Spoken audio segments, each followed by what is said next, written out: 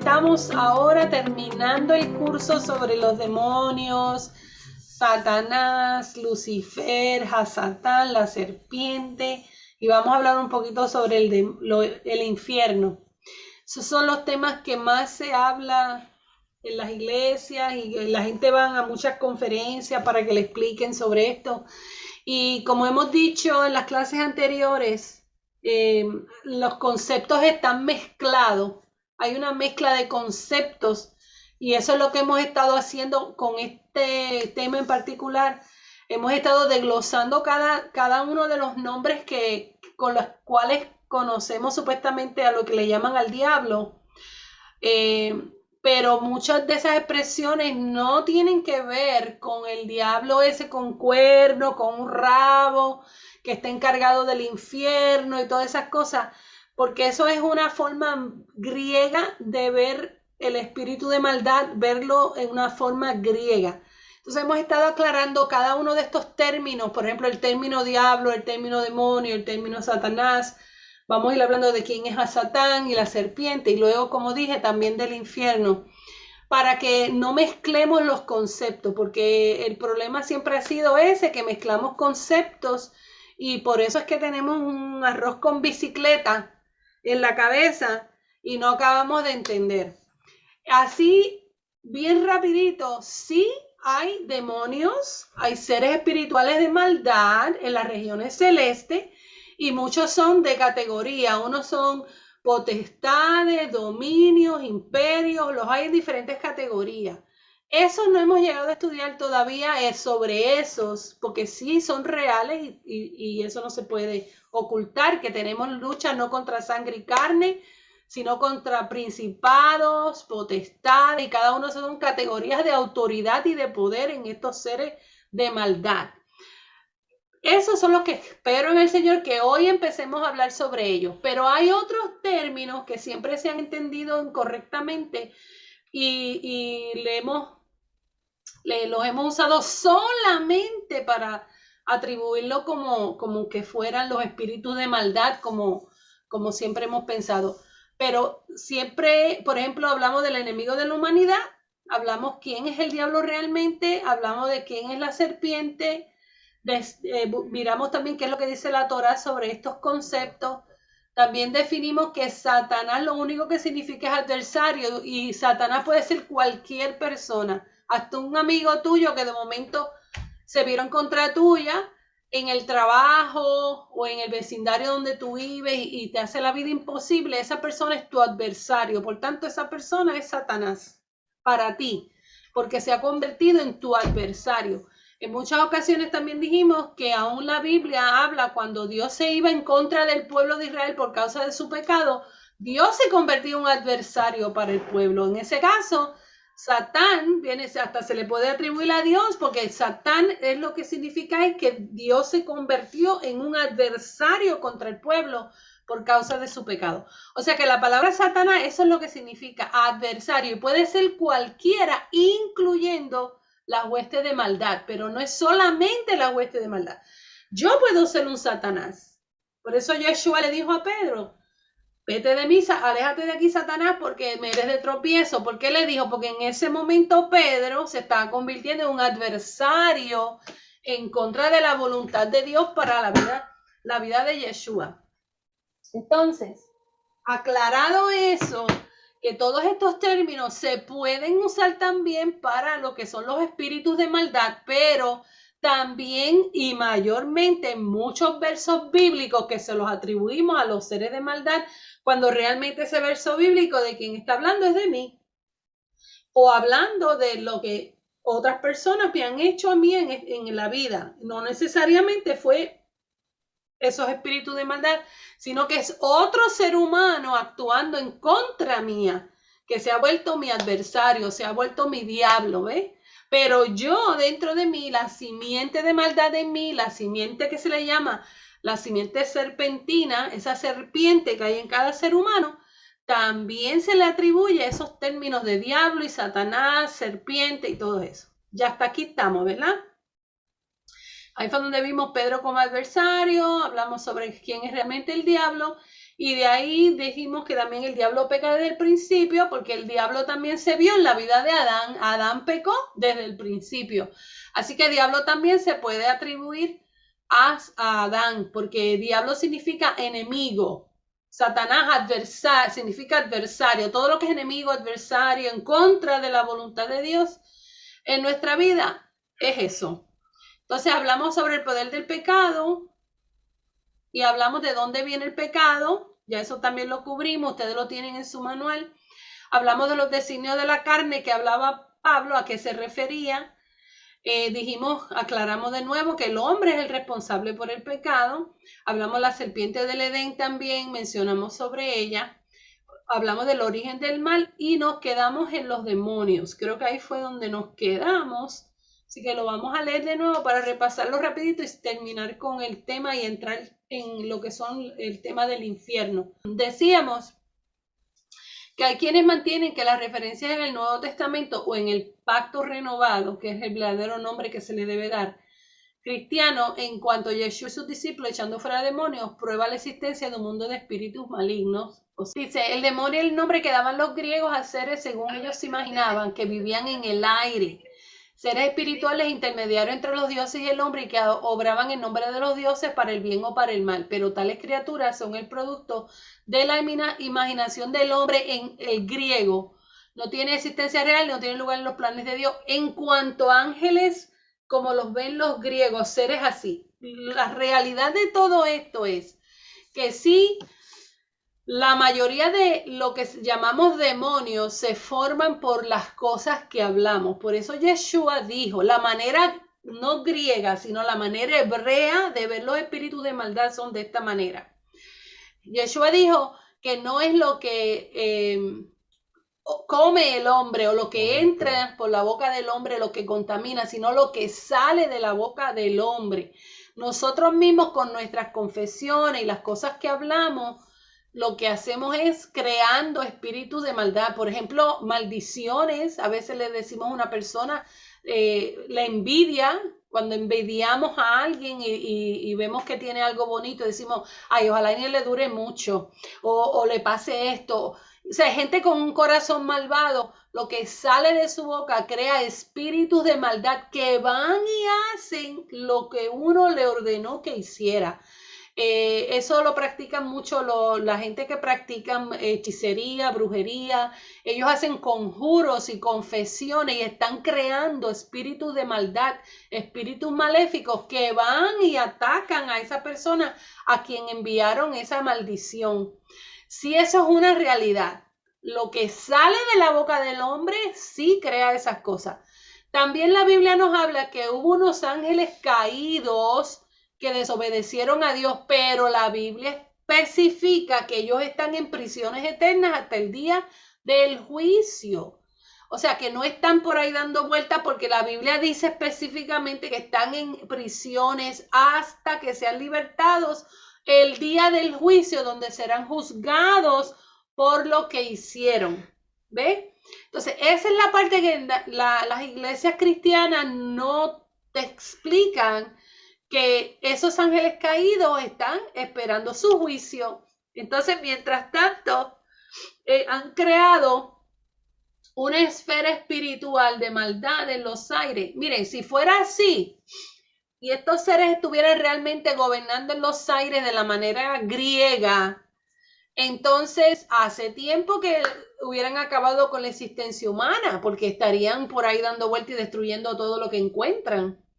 La razón por la cual no pueden es porque todos estos espíritus de maldad, ya sea por palabras que confesamos o palabras que otros confiesan sobre otras personas o sobre uno mismo, ellos solamente pueden actuar cuando nosotros le damos permiso, nosotros mismos por nuestra boca. Un ejemplo, nos da un poquito de fiebre en cuanto a la enfermedad, nos da un poquito de fiebre. O nos sentimos como la cabeza o la garganta rara. Ay, yo creo, mira, ya eso es una creencia, estás confesando algo que crees. Yo creo que me enfermé. Yo creo que tengo esto. Yo creo que tengo, ve, ya tú lo estás confesando y es una creencia que estás diciendo que tienes. Eso es como decir, tengo fe de que tengo esto. porque lo crees. Eso sucede en todo. Cuando pensamos de otras personas también, por ejemplo, ay, yo creo que fulana me envidia. Ay, yo creo que fulano esto y lo otro. Estamos confesando. Entonces, ¿qué pasa? Eso que confesamos se convierte en una realidad. Por eso es que la palabra de Dios nos dice que tengamos mucho cuidado lo que sale de nuestra boca. Porque Dios nos ha dado autoridad como hijas, como criaturas divinas, nos ha dado autoridad y en nosotros, especialmente los cristianos, los que hemos recibido el Espíritu Santo, hemos sido investidos con poder de lo alto, tenemos autoridad en lo que hablamos. Entonces, a veces sin darnos cuenta, hablamos cosas negativas con el poder y la autoridad que se nos ha conferido y esas cosas positivas se viran en contra nuestra. Si con esa misma fe que hablamos lo negativo, habláramos lo positivo, ¡wow! ¡Qué tremendo sería! ¿Ah? Si tú todo el tiempo te levantas y dices, yo creo que hoy es un día victorioso, yo creo que hoy todo me va a salir bien, yo creo, y empieza a decir, pues va a ser al revés, todo al revés a lo negativo, todo lo bueno y lo positivo nos empieza a suceder, ¿me entienden?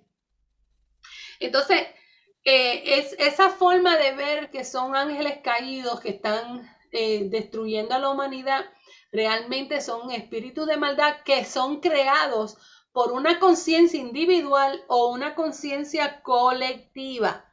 Si son poderosos los espíritus de maldad que salen de nuestra boca, que nosotros mismos los creamos en una sola persona, imagínate cuando es una mente colectiva, cuando varias personas creen lo mismo y confiesan lo mismo.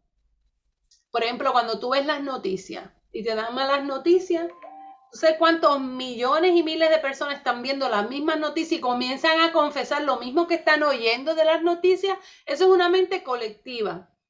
Y esas cosas comienzan a suceder en la tierra. De nuevo se debe enfatizar que el mal en su totalidad es el resultado del pecado y está bajo el control directo de Dios. La enseñanza de las Escrituras no deja lugar para un mundo de seres espirituales opuestos a Dios. Si alguien pregunta por qué Mashiach muchas veces se refirió a los demonios como si fueran reales, nuestra respuesta es que otra cosa podría haber hecho. Era la forma en que la gente de aquella época precientífica describía las causas invisibles e incomprensibles de las enfermedades físicas y mentales. Si Yeshua hubiera utilizado otra forma de expresión describiendo sus sanidades en términos modernos, no lo habría entendido. Hoy en día existen ejemplos similares.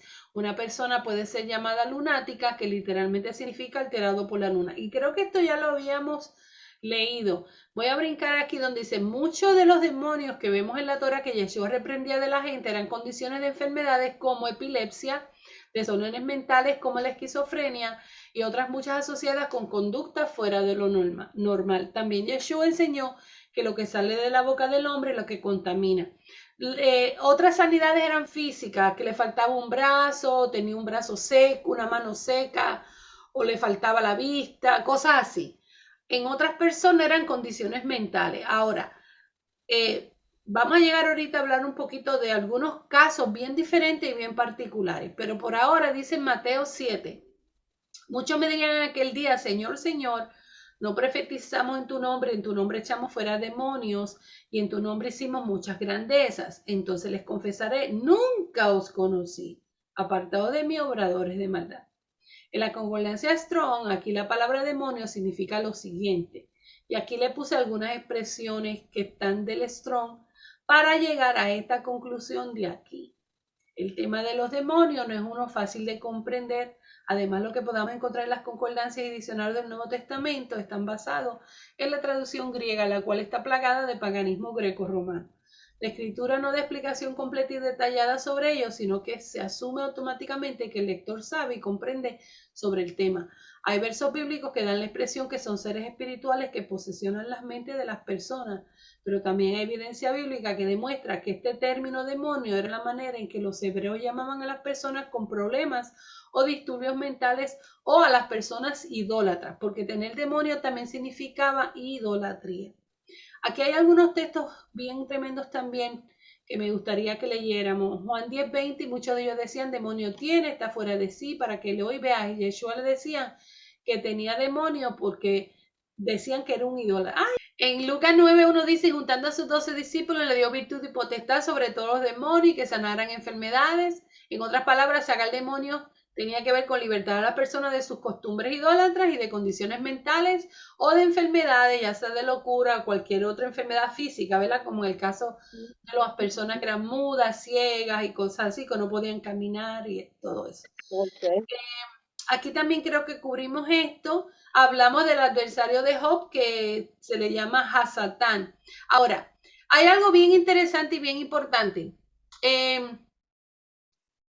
Sí, hay evidencia bíblica en Éxodo y en otros versos que tengo aquí en Job y en otros lugares, donde dice Dios mismo creó al destructor para que destruyera. Es lo que mismo se le llama el ángel de la muerte o el ángel que ejecuta los juicios de Dios. Jesús mismo dijo, no os engañéis, Dios no puede ser burlado, que todo lo que el hombre sembrare, eso cosechará. Se le llama el juicio de siembra y cosecha. Y ese ángel es el que se llama Hasatán, que es el nombre que le dan los hebreos, le dicen Hasatán, porque ejecuta los juicios de Dios en la tierra. Fue el que hizo los juicios en Egipto, y también cuando una persona hace algo, va a cosechar lo que sembró. Si sembramos discordia, cosechamos discordia. Si sembramos amor, cosechamos amor. Ese ángel se encarga de ejecutar todos esos juicios. Y ese fue lo mismo que Dios le dijo a David cuando pecó. ¿Quieres que el pueblo te juzgue? ¿Quieres que te juzgue mi ángel o que te juzgue yo? Y él dijo, no, júzgame tú porque tú tienes misericordia. Porque ese ángel no perdona, va y ejecuta el juicio y la gente tampoco perdona. La gente te ejecutan enseguida. Entonces, ese es el ángel que habla mucho en la escritura, como por ejemplo aquí lo menciona en Éxodo 23:23. Aquí mi ángel irá delante de ti, pero en el día del castigo yo castigaré en ellos su pecado. O sea, este es el ángel que trabaja para Dios y se le llama Ha-Satán. Fíjate que Satán significa adversario o enemigo, ¿verdad? No de Dios, no de Dios, de el hombre cuando no hace la voluntad divina y él viene a ejecutar el juicio. Por eso se considera un enemigo del hombre, pero no es enemigo de Dios. Entonces, aquí fue donde realmente nos quedamos, que es la palabra Lucifer, que la vamos a descifrar hoy, para ver qué es lo que significa Lucifer. Y Juanita, lo que tú entrabas, lo que estábamos hablando y diciendo es que sí hay unos seres de maldad en las huestes celestiales, la palabra lo habla y dice que son por categorías y rango. ¿Cómo es que dice el texto? Que nuestra lucha no es contra sangre y carne, sino contra principados, potestades, y tienen unos rangos. Pero estábamos diciendo que no es a la manera griega como hemos aprendido toda la vida, sino a la manera hebrea. Y estos principados y potestades en regiones celestes salen de aquí, de la mente del hombre, por las cosas que pronunciamos, las maldiciones que decimos por nuestra boca, los comentarios que hacemos por nuestra boca, cuando envidiamos, cuando decimos cosas negativas, eso sale y eso se forma como un demonio, se forma una fuerza negativa de maldad y hace y va y destruye, por lo cual esa palabra se envió. Y de ahí es que se agarran los hechiceros, la gente que practican brujería, hechicería, espiritismo y todas estas cosas. Ellos conocen ese poder que hay en la boca del ser humano. Hermana, bueno, hermana, y aquí, por ejemplo, cuando se habla, ¿verdad? Cuando Daniel estuvo orando, cuando estuvo orando, ya ve que le dice Dios, desde un principio fue escuchada tu oración, pero fue estorbada por el príncipe de Grecia, ¿verdad? ¿A qué se refiere ahí? Sí, ahí voy, es que no he llegado ahí. Ya me adelanté. De Persia, el rey de Persia. No, ahí voy a llegar. No, Persia. Estaba diciendo al grupo que hasta ahora lo que estamos aprendiendo es lo siguiente. Que la mayoría de todos estos títulos que le damos al Satanás griego que tiene cuernos y rabo, se aplican solamente a él, pero estos términos se aplican a nosotros también, porque nosotros nos convertimos a veces en un Satanás para otro, porque Satanás lo que significa es adversario. A veces nos convertimos en un demonio para otro, porque todos esos malos deseos y la vanagloria de la vida y los deseos de la carne salen de la mente del hombre y lo que confesamos se convierten en espíritus de maldad. Pero sí, hubo unos ángeles que se rebelaron contra Dios. Pero esos son los que vamos a hablar en unos minutitos. Yo lo que estoy hasta ahora es mostrando los diferentes términos que hemos solamente utilizado para seres de maldad, cuando también tenemos que ver ese ser de maldad que a veces habita dentro de nosotros, que por causa del pecado en cada ser humano se ha multiplicado. Y una cosa es la maldad individual en nosotros como individuo y también la colectiva. Porque cuando nuestras mentes están colectivas deseando cosas negativas, yo no hablo mayormente de los cristianos, hablo de la gente del mundo, la gente que no conoce a Dios ni teme a Dios, que colectivamente crean una fuerza negativa bien poderosa que causa destrucción. Y todo eso sale de la mente de la gente. Y uno de los ejemplos que di, cuando vemos las noticias y están dando cosas negativas y todo el mundo se une a pensar en lo mismo y a desear lo mismo, es una mente colectiva. Y ahí se forman también potestades y principados y entidades poderosas, porque hay una mente colectiva viendo y deseando eso. ¿Ves? Que esto va para ambos lados, no solamente vamos a verlo como ángeles caídos, pero también en la humanidad se ven estos mismos términos de Satanás, serpiente y demonios. Los hay también dentro de la humanidad. ¿Me entendieron? Sí. Estamos viendo un lado de la balanza que nunca lo habíamos visto porque siempre solamente le atribuíamos estos títulos al demonio este griego que nos han enseñado. Ahorita vamos a hablar sobre esos principados y esas potestades que dice que se encontró el ángel cuando venía a traerle el mensaje a Daniel. Vamos ahora a continuar con Lucifer. Dice, el nombre Lucifer viene del nombre Luzbel, que significa portador de luz o porta antorcha. Bíblicamente hablando, eran Adán quien llevaba este título. Él era Luzbel, el portador de la luz de Dios en el mundo. Con el tiempo y luego del pecado, el nombre fue cambiado de Luzbel a Lucifer. Este nombre no tiene nada que ver con el nombre Satanás, a que Satanás es otro nombre que se le daba a Belcebú, el príncipe de los demonios. Y ya hemos visto que Satanás o Belcebú era el dios pagano filisteo, también conocido como Baal. Este título solo ocurre una sola vez en toda la Torá y no justifica la exagerada importancia que se le otorga, porque acuérdense que el Nuevo Testamento, como se tradujo del griego, los griegos al traducir incluyeron todas sus creencias griegas. En realidad, pocas versiones de la Biblia cristiana utilizan la palabra Lucifer. La mayoría, como por ejemplo la Biblia de Jerusalén y las versiones Reina Valera y Dios habla hoy, usan la palabra lucero, la cual es efectivamente la traducción correcta del vocablo hebreo original, lucero o luzbel. A primera vista, lo que se dice de Lucifer o lucero parece estar perfectamente de acuerdo con lo que algunos afirman acerca de Satanás. Isaías 14, 12 al 15 dice, ¿cómo caíste del cielo, oh lucero, hijo de la mañana? Tú que decías en tu corazón, subiré al cielo en lo alto junto a las estrellas de Dios, sobre las alturas de las nubes subiré y seré semejante al Altísimo.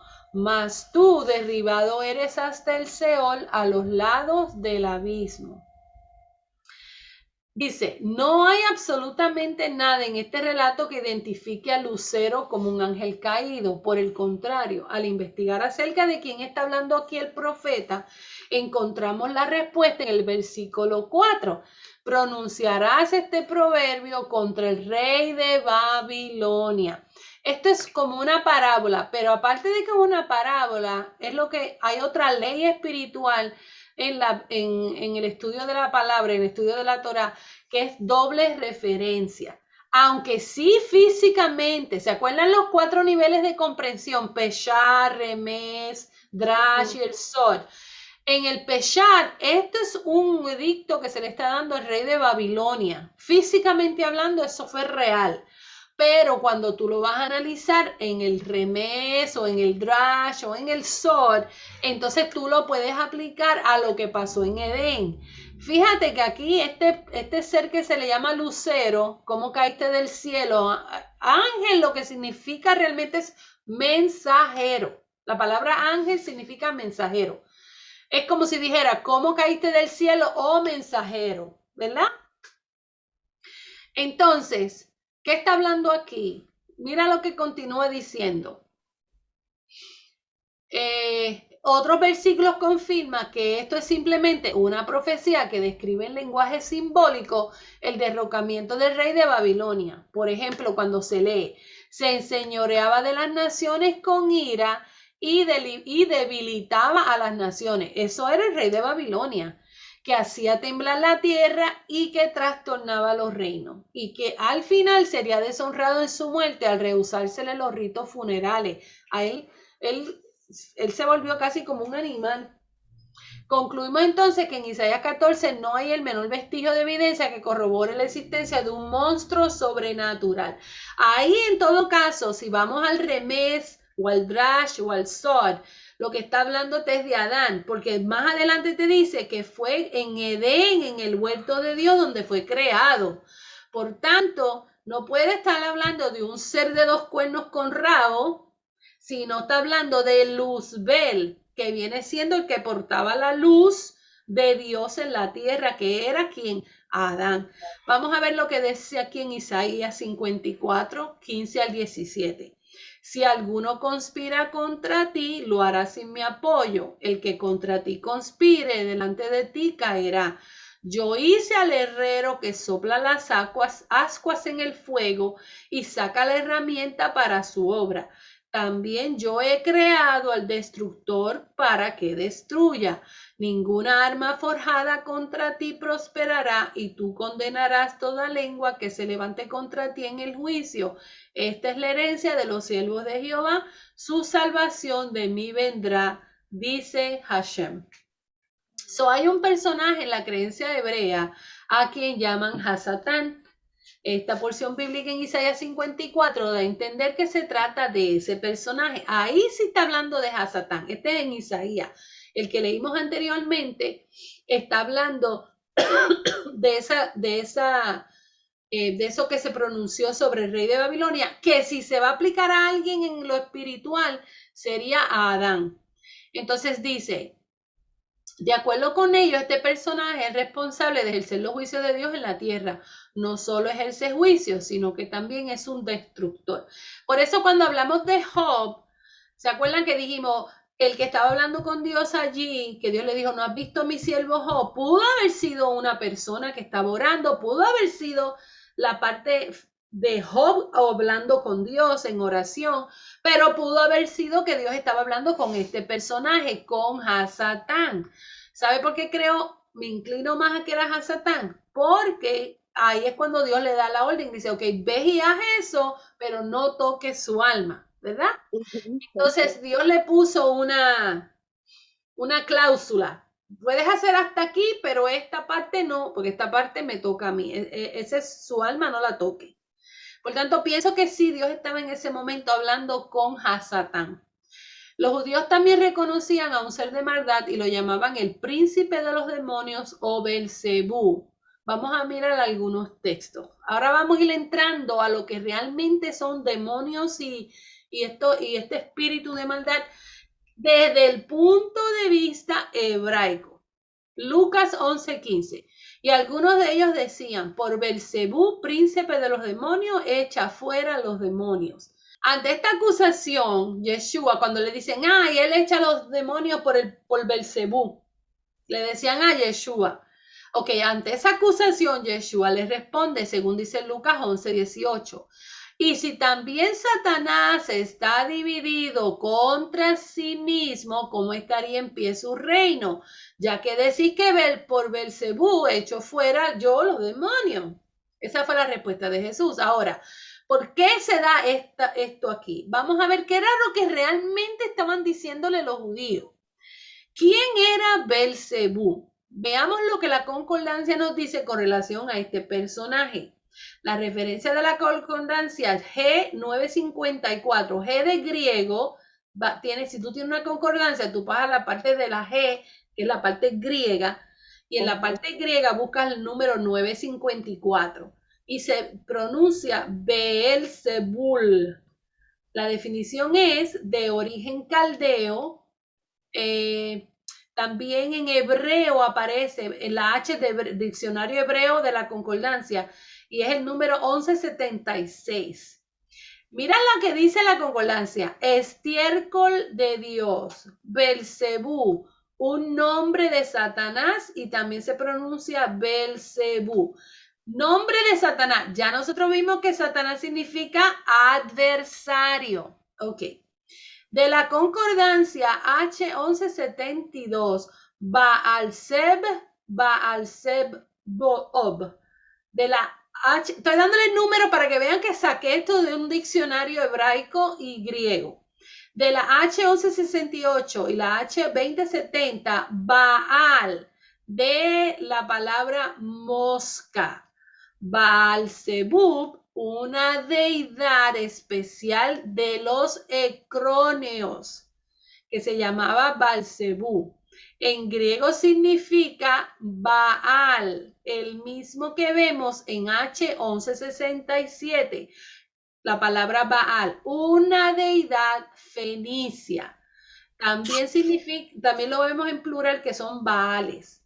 En griego es Seb, de una raíz que no se usa, que significa pasar rápidamente, o una mosca, especialmente uno de carácter punzante, también significa volar.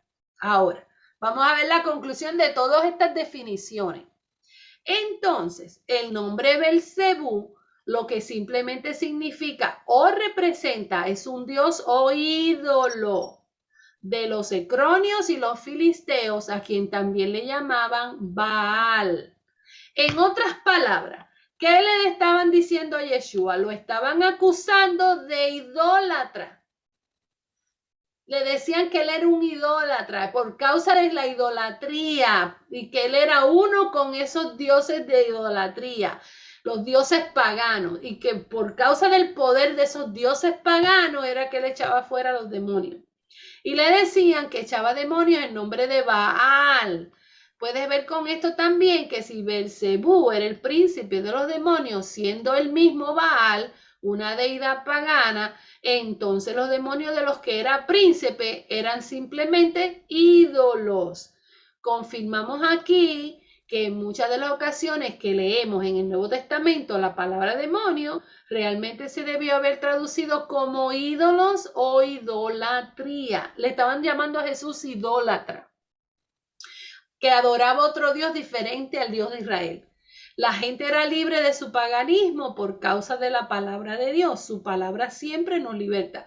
Por eso era que cuando los discípulos vinieron y le dijeron a darle reporte, los 120 que Jesús comisionó y fueron sanando enfermos, predicando las buenas nuevas y haciendo todas las cosas, cuando regresaron y dieron su reporte y empezaron a contar: Señor, en tu nombre los ciegos ven, los cojos andan y pasa esto y se sanan los enfermos, y empezaron a dar el reporte. Yeshua dijo: yo vi a Satanás caer como un rayo. ¿Verdad que lo han oído? ¿Qué es lo que estaba diciendo ahí esa palabra? Pusieron Satanás los traductores.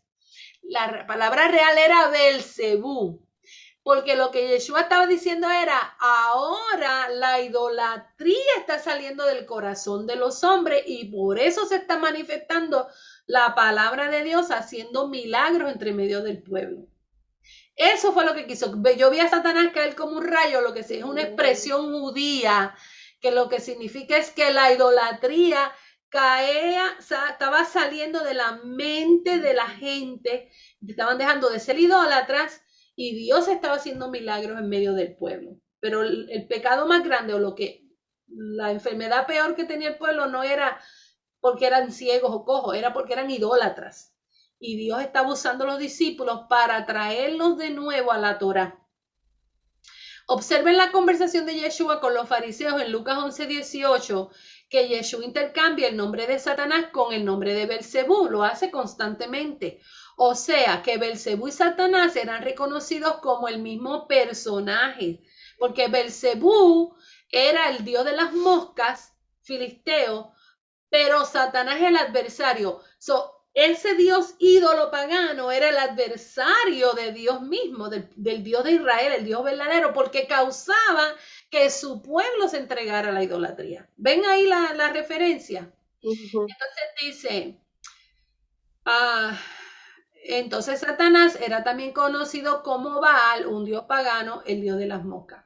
Debido a la falta de comprensión de la escritura, hemos creado dogmas sobre la existencia de un diablo Satanás que es príncipe de los demonios. Pero el reino del diablo no puede estar organizado. Los demonios no se someten ni a ellos mismos. Así que cuando vemos esta escritura, reconozcamos que no hay un ser que organiza a los demás, que es príncipe sobre ellos. Esto no es correcto. Si ellos mismos no se respetan a ellos mismos, ¿tú te crees que se van a someter unos a otros? Ellos no saben lo que es someter. Sometimiento, la obediencia y el sometimiento van de la mano. Y si tú vas a hablar de demonios, ellos no se someten a nadie. Ellos se creen que son los que mandan. Nadie se somete a nadie porque sometimiento es una palabra para el reino de los cielos. Y ellos no tienen nada que ver con el reino de los cielos. Obediencia es otra palabra que pertenece al reino de los cielos. Ellos no pertenecen tampoco ya al reino de los cielos. Estos seres de maldad que habitan en regiones celestes son los que vamos a ir descubriendo poquito a poco quiénes son. También hay otra expresión que dice querubín grande. Esta frase aparece en otro pasaje profético del Antiguo Testamento en Ezequiel capítulo 28. Este capítulo contiene las siguientes frases. En Edén, en el huerto de Dios estuviste. Tú, querubín grande, protector, yo te puse en el santo monte de Dios. Pero no hay nada en absoluto que asocie estas palabras con el diablo o Satanás. Por el contrario, se nos dice claramente que esto era una endecha sobre el rey de Tiro, en el verso 12. Como en otras partes de la Torah, la palabra Edén no se refiere al huerto original donde Dios puso, en lo físico, estamos hablando Peshat, ¿ok? En el Peshat. Aquí, si lo vas a mirar desde el punto del Peshat, la palabra Edén no se refiere al huerto original donde Dios puso a Adán, sino a la fértil región del Líbano donde la ciudad de Tiro estaba ubicada. Y eso lo ves en Ezequiel 31:16 y 36:35. Y si este verso está haciendo alguna alusión simbólica, todos sabemos que fue el hombre quien fue creado en el Edén. Si vamos a ir ahora al Rash, al Remes y al Sol, ahora vamos a ver lo que hay detrás simbólicamente. El único que fue creado en el Edén y que precisamente estaría hablando de la caída del hombre cayendo tan bajo como ha caído. No hay necesidad de hacer más explicaciones o comentarios al respecto de esto porque habla por sí solo. El hecho de que se recurra a pasajes tan inadecuados como los anteriores para tratar de demostrar que el diablo es un ángel caído aparte del hombre es una clara indicación de la insuficiencia de evidencia bíblica genuina para identificar al diablo como un ángel o ser caído, siendo una gran potestad del aire. El único ser que aparece realmente es a Satán y ya vimos que es el que trabaja para hacer los juicios divinos en la tierra. Ahora ahí es que vamos a caer poquito a poco a contestar tu pregunta, Juanita. Vamos a hablar realmente de qué son ángeles caídos. Hay dos pasajes en el Nuevo Testamento que hacen referencia a ángeles caídos, pero ninguno de los dos sirve de base para la idea de que el diablo es un ángel en particular que se rebeló contra Dios y fue arrojado del cielo a la tierra donde ha tentado a la humanidad desde entonces. Estos pasajes son los siguientes. Según de Pedro 2, 4 y 9. Porque si Dios no perdonó a los ángeles que pecaron, sino que arrojándolos al infierno los entregó a prisiones de oscuridad para ser reservados al juicio, sabe el Señor librar de tentación a los piadosos y reservar a los injustos para ser castigados en el día del juicio. Ok. Aquí vamos a ver también esta escritura en los 4 niveles de interpretación. Y no quiero que se me confundan. Dice, sino que arrojándolos al infierno, los entregó a prisiones de oscuridad. Ok. Eso es lo físico. Vemos que en la historia de la creación hubo unos ángeles que se rebelaron y Dios los entregó a prisiones de oscuridad y reservados en esas prisiones hasta el día del juicio. Así que si lo vamos a ver en forma literal, no aplica a los demonios que decimos que son demonios, que los ángeles caídos son demonios, porque fueron arrojados en prisiones de oscuridad hasta el juicio. Y el juicio no se ha dado todavía, ¿verdad que no? Ok, ese es el Peshat. Ahora vamos a ver el Remes Drash o el Sod, que es el símbolo detrás de eso.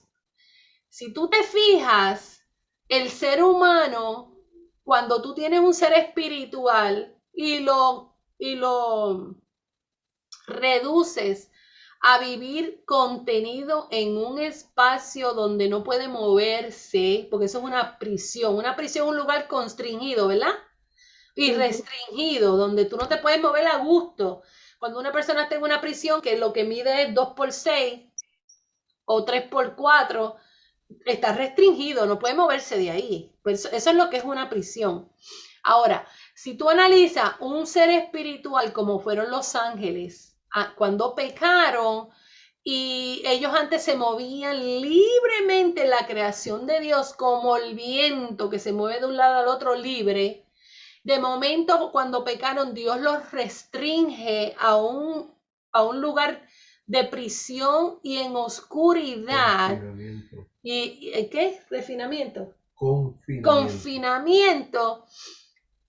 Si tú analizas el cuerpo del ser humano, es una prisión para un ser así, ¿verdad que sí? La ignorancia de Dios está en el cerebro, de ceja a ceja y de 100 a 100.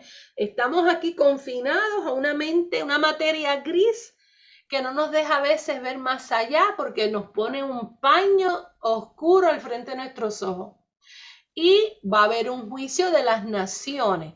Si tú miras esto desde el punto simbólico, puedes representar también que esos seres que pecaron vinieron a este mundo y habitan donde en cuerpos terrenales, donde sufren enfermedades, sufrimientos de dolor, de penas y amarguras, sufrimientos de cuanta clase hay aquí en este mundo, y en prisiones oscuras de falta de entendimiento y de conocer quiénes son, porque se perdió la habilidad de reconocer quiénes son.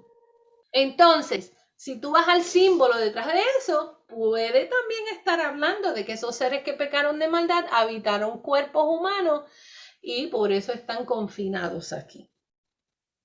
Hace sentido, ¿verdad que sí? Sí, sí, claro. Mucho sentido. Y no es casualidad que luego concluye, sabe el Señor librar de tentación a los piadosos y reservar a los injustos para ser castigados en el día del juicio. Eso hace mucho sentido.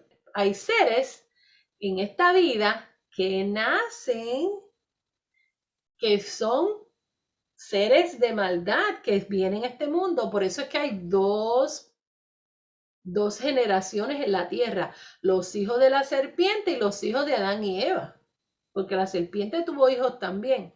Entonces tenemos que mirar eso desde dos puntos de vista. Entonces hay seres que nacen en este mundo que no son realmente de la línea del hombre, son de la línea animal diabólica, que es lo que le llama la Biblia diabólica. Y concluyo, que lo dice en Juan, lo dice en el Evangelio de Juan. Los que no son los hijos de Dios, ¿verdad? Que no son engendrados ni por voluntad de hombre, ni por voluntad de varón, sino que son de Dios. Tú vas a ver que ahí Juan te está hablando de varias diferentes simientes por las que en este mundo hay seres humanos que nacen. Hay seres que nacen por voluntad de varón, por voluntad de qué sé yo qué, por voluntad del otro, pero hay otros que nacen por voluntad de Dios, quiere decir que son simiente divina. Y esos son con los que Dios está trabajando en estos 2000 años, desde Yeshua para acá. La Biblia en ningún lugar asocia a los ángeles con los demonios. Por eso es que Judas habla sobre que perdieron su posición. Al perderlo, automáticamente pues siguieron llamándose ángeles, pero en otro nivel, en un nivel bajo, caído, porque así lo describe Judas. Y entonces ellos, al perder esa posición, ahora mismo están encerrados, confinados, y esto es un tema bien difícil de definirlo, a causa de que el Nuevo Testamento no nos ayuda a definirlo, y el Antiguo casi ni se conoce sobre eso. De hecho, tú no ves a los profetas ni a los hombres de Dios reprendiendo al diablo, porque esa terminología no existe en el Antiguo Testamento. Entonces, la gran pregunta que surge es, entonces, ¿de dónde viene la palabra demonio? ¿Entiendes? ¿De dónde viene la palabra espíritus? Entonces, tenemos que ver que los griegos introducen la forma de ellos ver o visualizar las cosas de acuerdo a su cultura y de acuerdo a mucha imaginación, ¿entiendes? Entonces, esto hay que marginarlo y separarlo de en sí de las raíces judías, lo que se enseña. Sí. Y es un tema bien, por ejemplo, cuando estudiamos Nuevo Testamento vemos que cuando Jesús aparece por primera vez y lo ven y lo reconocen como que era un profeta, lo primero indicativo de que el reino de Dios estaba manifestándose en la tierra es simplemente el poder nosotros ver que la palabra era confirmada porque los demonios salían. Estoy seguro que en el antiguo nadie sabía que eran demonios. De hecho, mucha gente se escandalizaron y mucha gente se asustaron cuando Jesús echaba fuera demonios, porque esa era la primera vez que estas señales estaban siguiendo a Yeshua, y era porque era indicativo de que el reino de Dios entre vosotros está. Claro. Entonces salían los demonios, eran sanados los enfermos, gente con impedimentos físicos eran restaurados, y así muchas otras cosas. ¿Te acuerdas cuando Jesús llegó a la tierra de Gadara? ¿Te acuerdas que cuando él se paró en ese territorio, ¿qué sucedió? Hubo, como digo yo, hubo un choque en el mundo espiritual, porque nunca había habido alguien en la tierra con el poder y la autoridad. Yes. Por eso los demonios, cuando lo recibieron, le dijeron, ¿por qué? No, ¿por y la qué cosa es que lo reconocieron, le dijeron, Sí. yo sé quién eres. Sí, y le dice, ¿por qué has venido a nosotros antes de tiempo? Porque están esperando el juicio. Exacto. Entonces, él había venido simplemente a traer el juicio, porque él lo dijo, juicio vine a traer a la tierra. Ajá, exactamente. ¿Y qué queréis? Ya está encendido. Ahora, cuando un hijo de Dios está lleno del poder de Dios y de la autoridad, siempre donde quiera que te meta, ahí va a haber una manifestación contraria a la del reino de Porque Dios. reconoce lo que hay en la Porque persona. el instrumento, el vaso que va caminando, lleva esa identificación. Amén. Y ellos lo conocen. Ahora, si no hay nada en ti, ¿entiendes? Es carnalidad y todo lo que hay es, ¿cómo se llama? Ignorancia. Ellos también saben. Abusan, claro. Entonces, ¿qué sucede? Sucede como el que fue a echar fuera un demonio con sus hijos, y los demonios dijeron, espérate un momento, conocemos a Pablo y conocemos a Cristo, pero no. Pero aquí ya no sabemos quiénes son. Y eso que eran parte del sacerdocio. Ajá. Aquella luz verdadera que alumbra a todo hombre venía a este mundo. En el mundo estaba y el mundo por él fue hecho, pero el mundo no le conoció. A lo suyo vino él vino a lo suyo, que era a redimir el mundo, al hombre. Sí. Pero los suyos, que era Israel, no le recibieron. Más a todos los que le recibieron, a los que creen en su nombre, en su naturaleza, porque aquí nombre significa también naturaleza. Les dio potestad, les dio el poder de ser hechos hijos de Dios.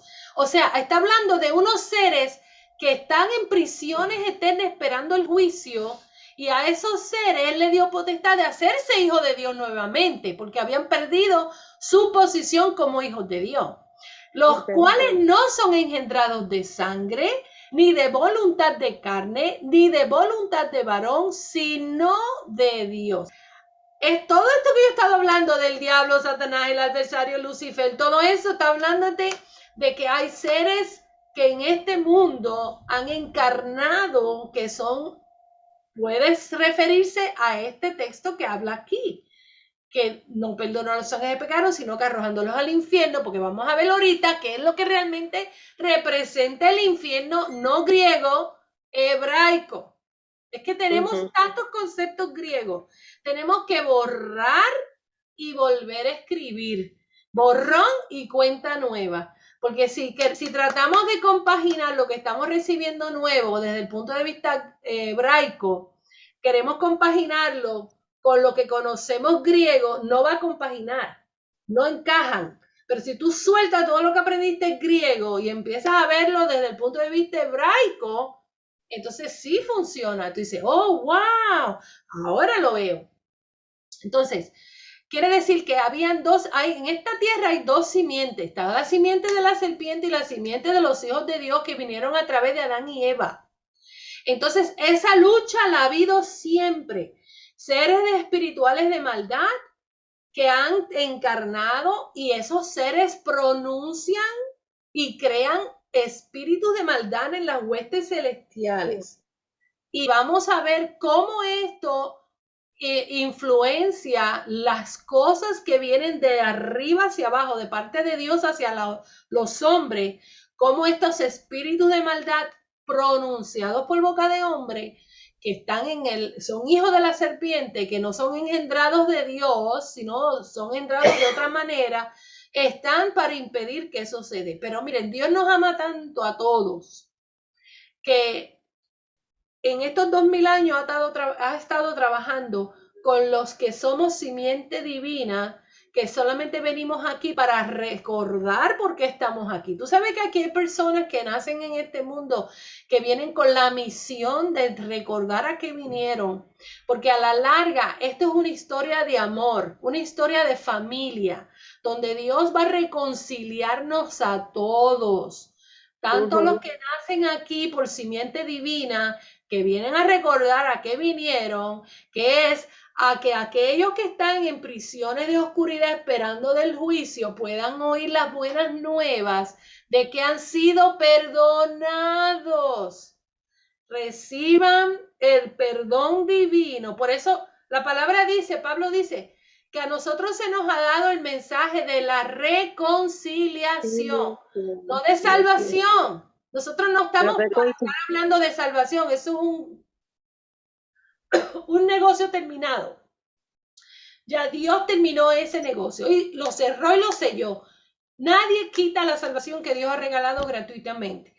Nuestro deber como hijos de Dios es ir a hablar de la reconciliación. Porque ellos necesitan reconciliarse con Dios, porque ya Dios los perdonó, pero no lo saben.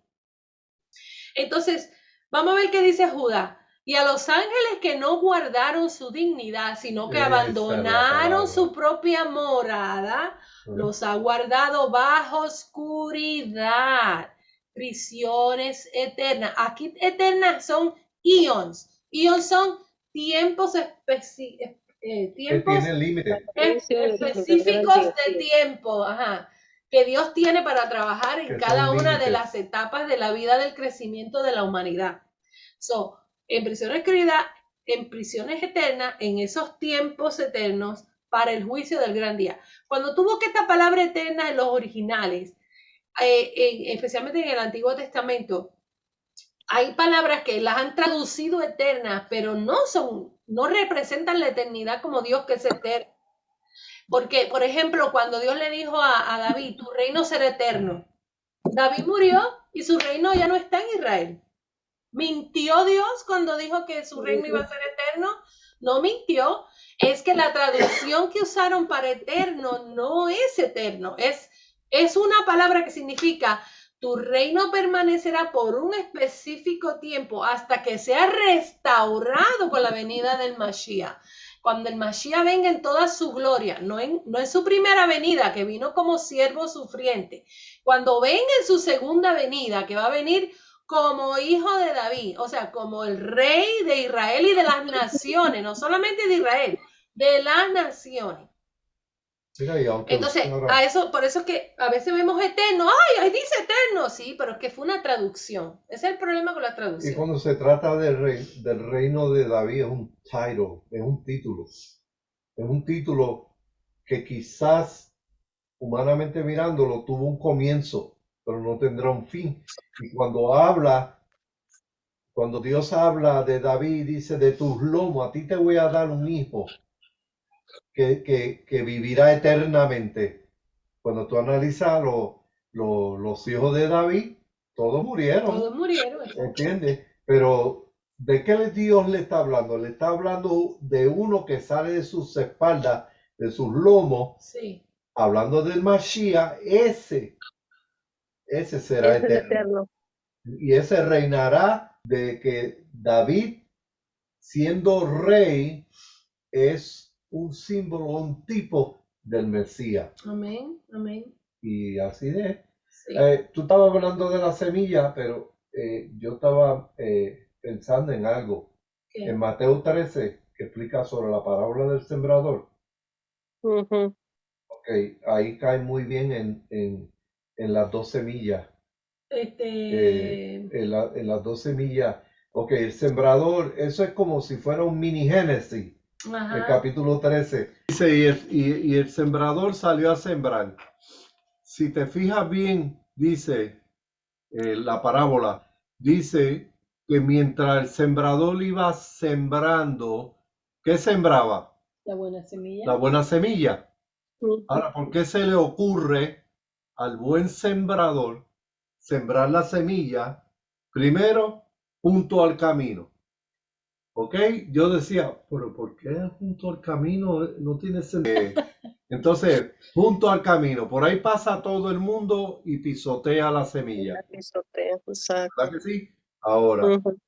luego dice que también tiró parte de la semilla en un terreno donde estaba lleno de abrojos y espinos. ¿Ok? Ahora, visualízalo. Yo tirando semilla, buena semilla, en donde hay abrojos y espinos. ¿Ok? También dice que en otro terreno volvió y tiró la Pedregal. semilla en donde estaban los pedregales, donde habían piedras y ladrillos. Ujú. Ok, un terreno súper abandonado. Luego, ¿qué pasó? También continuó lanzando la semilla en otro terreno que no reunía las condiciones. Ujú. Pero luego, más adelante, dice que lanzó la buena semilla en un terreno Bueno, que era fértil, sí, bueno. fue bueno, pero- Que cuando yo pienso de un terreno bueno, fértil, porque el campesino no escoge cualquier terreno para sembrar. Número dos, tiene que ser un terreno que sea fértil, que esté preparado, cultivado, es la palabra. Y Ujú. luego ahí siembra la semilla. Entonces, ¿qué pasa? ¿Qué pasó en el primero? Bueno, la pisotearon y vinieron las aves de los cielos y se la llevaron. ¿Ok? Eso puede representar demonios, más la gente pisoteando la buena semilla. Eso nos pasa durante nuestra evolución Ujú. Ujú. nuestro desarrollo. Entonces, ¿qué pasó con el de abrojos y Esa espinos? tiene más bien que ver con cómo las demás personas influencian en nuestras decisiones. Sí, A veces hay también. personas que quieren darle su corazón al Señor y todo el mundo empieza, ay, no, te vas a meter en esos religiosos Sí. pentecostales. No, no, no, no, no, no, no. Y la persona oyendo porque Y la piensa que persona son escucha y familiares hace que los caso. aman y que le dan un buen Bueno, consejo, sí, es cierto. no buscan del Señor. Entonces, todo eso significa junto al camino, donde cualquiera la pisotea y te la quita Sí. del Pero ¿qué corazón. pasa cuando cae donde ahí están los abrojos y los espinos? Eso que tú acabas La de vida decir. se llena de problemas, problema y problema, y la persona dice, ay, no, pues si esto es servirle al Señor, yo me voy. Que ahoga la Pero- semilla. La Ujú. ahoga. ¿Y qué le pasa a la de los pedregales y donde hay piedras y No esta raíz. viene el sol, como no cayó a profundidad, no está sembrada a profundidad, Se quema. el sol la castilla. Lo Ujú, mismo porque pasa en no nuestra se vida.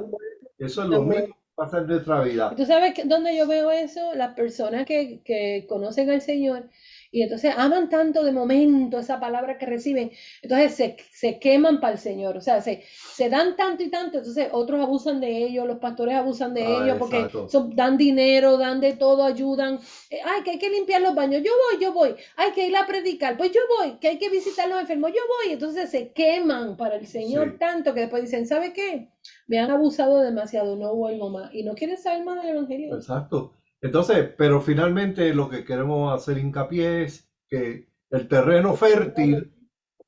terreno fértil, ¿qué es lo que hace? Produce al 30, al 60 y al 100 por uno. Eso es lo que Dios espera. ¿Por qué los otros terrenos no dieron el grado? Porque sencillamente no hubo alguien que removiera los abrojos y los Que espinos. condicionar el Exacto. terreno. Tampoco limpiaron el terreno de pedregales y de cosas que la gente tira al pasar por el camino y así por el estilo. Pero, ¿qué es lo que hace esa semilla si logra penetrar? Si logra penetrar los abrojos y los espinos y los pedregales, tiene la suficiente capacidad y el poder Ujú. de limpiar ese terreno y hacerlo ávido, llevarlo a una condición donde finalmente la semilla brota y da fruto. Ujú. Pero en este Sí. caso tenemos que ver el crecimiento, el desarrollo, cómo vamos siendo cambiados hasta que nos convertimos al último terreno, que es el terreno que produce el 30, al 60, 60 y el al 100 100 por uno. por uno. Y fíjate, mira, otra cosa importante ahí. Aún el buen terreno tiene niveles. Ujú, Porque unos producen a 30, otros producen a 60 y otros al 100. exacto. Entonces hay que decir que hay personas que su corazón dan un 30% al Señor. A otros dan un 60 y otros que se Y es entregan de bueno, corazón y completo. es O bueno. sea que aún el buen terreno también tiene niveles, Ahí tiene los dependiendo. 3 niveles del tabernáculo de Moisés: Ujú. atrio, lugar santo, lugar santísimo. ¿Ah? Ok, Hay bueno. las tres experiencias que el Señor le dijo a los seguidores de él. Dijo: destruirte este templo y en 3 días lo edificaré, lo Lo edificaré levantaré. nuevamente. Porque Por ahí. es un proceso y esa es la semilla que nosotros tenemos. Ahora, hay otros que tienen la de la serpiente. Exacto. Y eso, de hecho, ese es uno de los temas que no nos hemos salido del tema, y es que cada persona que nace en este mundo tiene simiente en él de Dios. Y aún los que pecaron y fueron lanzados de la posición en que estaban ante Dios, tienen el derecho legal por Dios de escuchar su palabra. Lo que pasa es que muchos de ellos, pues, Rectificarse. por los diferentes tipos de terrenos que hay, ¿verdad? Pero sabe que hoy yo estaba hablando eso con Analía, yo le estaba diciendo, mira Analía, no estamos en una carrera para ser salvos, estamos en una carrera para saber en qué posición te vas a poner en el reino de los cielos. Porque el reino de los cielos tiene posiciones, porque la salvación ya fue dada gratuita. Estamos ahora buscando nuestro destino y nuestra posición en el reino de los cielos. Es como, por ejemplo, como dice la escritura, que no todos somos manos, no todos somos pies, no todos somos un hígado, cada persona tiene una posición en el reino de los cielos, en el cuerpo de Cristo. Cada persona. Y tú tienes que encontrar cuál es tu posición, porque ahí es donde vas a trabajar eficazmente. Pero en cuanto al tema que estamos hablando, que tiene que ver con eso mismo, y gracias por haber traído sobre ese tema, porque esa parábola es una de mis favoritas. Tremenda, sí. Ajá, tiene que ver con eso mismo que hemos estado hablando, que hay dos simientes en la tierra. Nuestro deber es reconciliarlos. Y aunque y el Señor es el que se encarga del crecimiento. esa parábola Amén. lo que nos muestra es que no nos detengamos porque haya terreno que no es bueno, porque haya piedras ilegales o porque haya abrojo.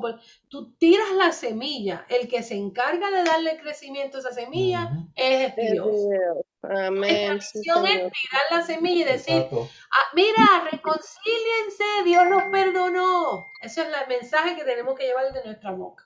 Entonces, exacto. para ir concluyendo con esta parte del tema, dice, los ángeles que se rebelaron fueron arrojados a la tierra, o sea, otra manera de llamar el nivel de pecado en donde mora el hombre sería el infierno o prisiones de oscuridad o un cuerpo humano. Para un ser espiritual, cuando se le da un cuerpo de muerte, como lo llama el apóstol Pablo, este cuerpo de muerte que se enferma, envejece, podríamos considerarlo una prisión de oscuridad. Oscuridad significa ignorancia, la pérdida de identidad, el olvidar quiénes somos. La luz significa sabiduría y revelación divina, lo cual es lo opuesto a las tinieblas. Prisiones eternas, la palabra eterna o eternidad es una atrocidad. Eso ya lo expliqué, la palabra griega. Aquí van a tener esa información por si después la quieren usar de referencia. Ahora mira lo que dice aquí también. La Torah nos dice que juzgaremos los ángeles. ¿Quiénes Ya. juzgarán los ángeles? Los redimidos de Hashem juzgarán los ángeles. ¿O no sabéis que habéis de juzgar a los ángeles? Cuanto más las cosas de esta vida. 1 Corintios 6:3. Este gran juicio se hará ante el gran trono blanco de Mashiach, y este Mashiach es un Mashiach corporativo. O sea, los vencedores juzgarán a los ángeles y a las naciones. Una vez más, es evidente que estos versículos no dan ningún apoyo al concepto del diablo como ángel gobernante. Posiblemente aluden al castigo impuesto a los revoltosos Coré, Datán y Abiram en los días de Moisés, cuando la tierra se abrió y se los tragó vivos, así como dice en Números 16:30.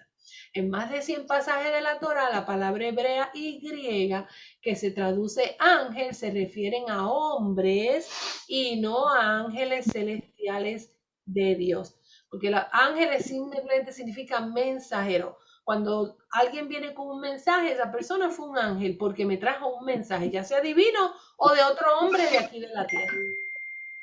La serpiente antigua que se llama Diablo y Satanás. Esta es una cita tomada de Apocalipsis 12:9. Sin duda alguna, muchas de las ideas comúnmente aceptadas acerca del diablo se han derivado de este solo versículo y de su contexto, que es como sigue. Después hubo una gran batalla en el cielo. Miguel y sus ángeles luchaban contra el dragón, y luchaban el dragón y sus ángeles, pero no prevalecieron ni se halló ya lugar para ellos en el cielo. Y fue lanzado fuera el gran dragón, la serpiente antigua, que se llama Diablo y Satanás, el cual engaña al mundo entero, fue arrojado a la tierra y sus ángeles fueron arrojados con él. Si esta descripción se leyera como historia literal, daría una base para el punto de vista tradicional acerca del origen del diablo y Satanás. Pero el Apocalipsis mismo establece claramente que estas palabras no están destinadas a ser tomadas en sentido literal o histórico. Es más, a Juan se le dijo que lo que le sería revelado tendría que ver con los acontecimientos desde su propio tiempo en adelante. El primer versículo del capítulo 1 se lee como sigue. La revelación de Yeshua Mashiach que Dios le dio para manifestar a sus siervos las cosas que deben suceder pronto. En el versículo 1 del capítulo 4, Juan recibe la siguiente invitación. Sube acá y yo te mostraré las cosas que sucederán después de esta. La revelación, este es el significado de la palabra griega apocalipsis, revelación, fue dada por Yeshua a Juan para manifestar a los siervos de Hashem los detalles de los eventos que tendrían lugar a partir del siglo I de la era cristiana hasta la venida de Yeshua y el establecimiento del reino del Eterno en la tierra, también un vistazo a la eternidad subsiguiente. Así que es altamente improbable que el capítulo 12 se refiera a acontecimientos que supuestamente tuvieron lugar antes de la creación. Por otra parte, el libro en su totalidad está redactado en un lenguaje sumamente figurado o simbólico. Esto es obvio cuando leemos en el capítulo 12. El primer versículo describe a una mujer vestida del sol con la luna debajo de sus pies. Luego aparece la descripción del diablo y Satanás, un gran dragón escarlata que tenía 7 cabezas y 10 cuernos, y en sus cabezas 7 diademas, y su cola arrastraba la tercera parte de las estrellas del cielo y las arrojó sobre la tierra. ¿Es esta la descripción de una criatura literal? Claro que no. Todo esto es lenguaje simbólico y más adelante en el transcurso de la revelación, algunos de los símbolos son interpretados para beneficio nuestro. Esto para mente que tenga sabiduría. Las 7 cabezas son 7 montes y son 7 reyes. Y los 10 cuernos que has visto son 10 reyes que aún no han recibido su reino porque es para este tiempo final. Es evidente que el dragón es pura y simplemente una criatura simbólica. También es evidente que simboliza un sistema político. Miren, la serpiente es cada uno de nosotros. Cuando hay una mente unida, que ya es corporal, corporativa, una mente de varias mentes juntas, que es la humanidad completa, deja de ser serpiente y se convierte en dragón, más grande todavía. Y no es difícil demostrar que las diferentes bestias del Apocalipsis representan el poder del Imperio Romano, que era el gran adversario del pueblo de Hashem. En este mismo libro, los creyentes de Esmirna recibieron la siguiente advertencia. He aquí, el diablo, el adversario, el enemigo, echará a alguno de vosotros en la cárcel. Aquí están hablando de Roma. Ellos no podían decir, he aquí que Roma los echará alguno de vosotros en la cárcel, porque estas cartas podían caer en manos de los romanos, o ellos hablaban en símbolos que solamente el judío entendía. Para que seáis probados. Eran las autoridades romanas las que echaban a los creyentes en la cárcel, sin duda alguna. Pedro también se refería a las autoridades romanas perseguidoras cuando escribió, sed sobrios y velad porque vuestro adversario el diablo, como león rugiente, anda alrededor buscando a quien devorar. El emblema romano era un león. Así que queda claro que esta escritura se refiere al adversario del pueblo de Israel. Por la ley de referencia e interpretación, si todo este relato es bajo la categoría de analogía y simbolismo, entonces la serpiente aquí también es algo simbólico. Por la definición de la concordancia Strong, puedes ver las siguientes definiciones para serpiente. Mira lo que dice el Strong con la definición de lo que es una serpiente. Aprender por experiencia, y también dice observar diligentemente, y también significa encantamiento. Mira qué interesante. Ok, una mentalidad, Ajá. en otras palabras, Sí. un encantamiento, encantamiento. Cuando a una mujer le encanta a un hombre con sus cosas, está ¿verdad? ejerciendo un poder mental Exacto, sobre ese hombre. es como un veneno. ¿Qué fue realmente lo que la serpiente le estaba ofreciendo a la mujer? La respuesta a esta pregunta te ayudará a comprender quién o qué es la serpiente.